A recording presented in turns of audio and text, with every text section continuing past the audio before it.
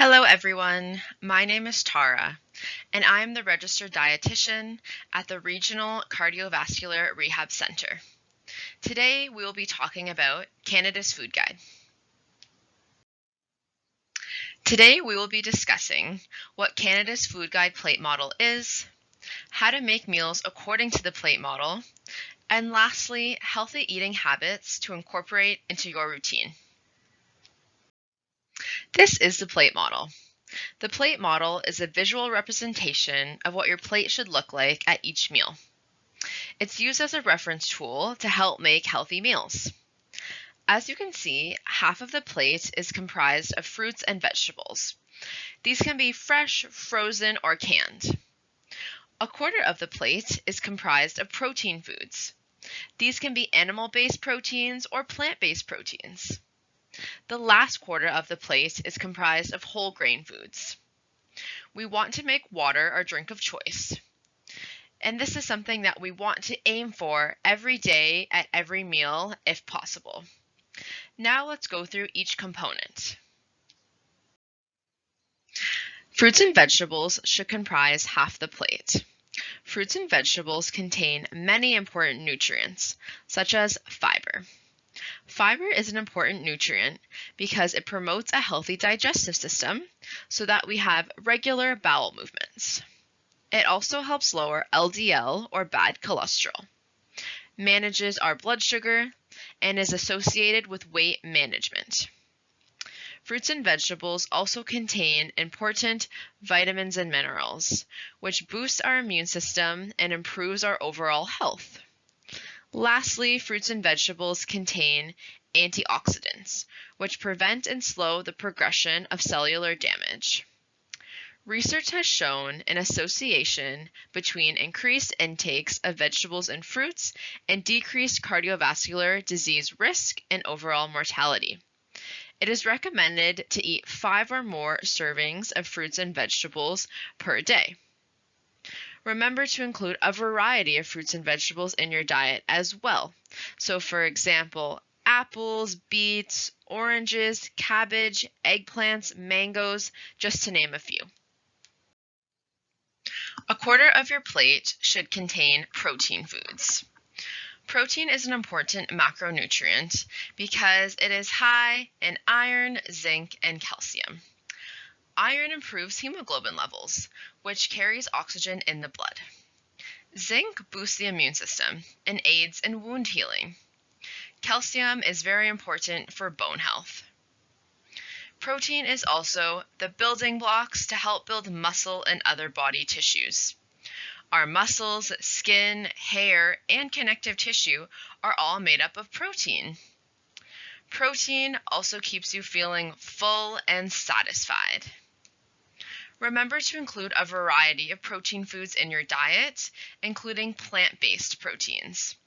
Plant-based proteins contain more fiber and less saturated fat than animal-based proteins. They can be very beneficial for your heart health.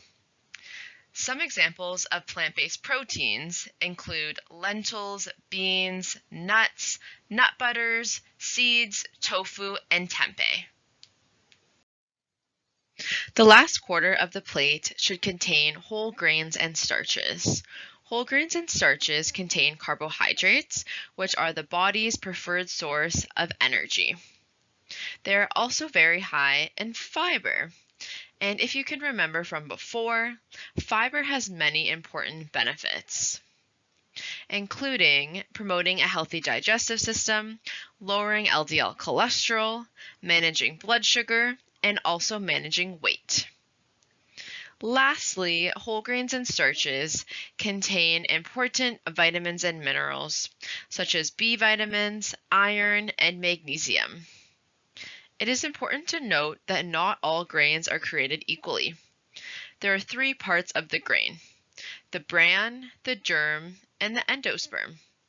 The fiber comes from the bran.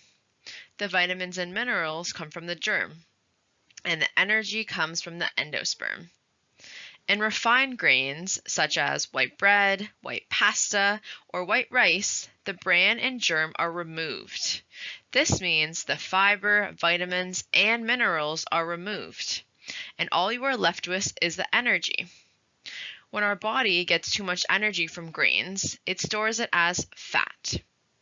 Recent studies have also established a strong positive association between refined grain intake and type 2 diabetes, and confirm the protective effect of fiber, which is contained in whole grains. Try to pick whole, unrefined grains such as barley, oats, bulgur, quinoa, whole grain bread, brown rice, wild rice, and whole grain pasta. This is an example of the plate method. As you can see, half of the plate is vegetables, in this case, broccolini. A quarter of the plate is protein foods, in this case, salmon. And the last quarter of the plate is the whole grains, which contain the carbohydrates, in this case, brown rice. This is just one example of how you can use the plate method to create a healthy and delicious balanced meal. Next, we're going to talk about healthy eating habits. First of all, try to cook at home more often if you can, so you can control the amount of salt, sugar, and other nutrients that go into your food. Usually when we eat out at restaurants or fast food places, they add extra salt, sugar, saturated fat, and calories to make the food taste better. Next, we want to try to eat 3 regular meals per day, so we don't want to skip any meals. We want to eat breakfast, lunch, and dinner, and space our meals 4 to 6 hours apart for proper blood sugar control. For example, eating breakfast at 8 a.m., lunch at 1 p.m., and dinner at 6 p.m. We also want to practice mindful eating to help us make healthier food choices and reduce overeating. So, this will help us give a better understanding of our body's hunger, craving, and fullness cues.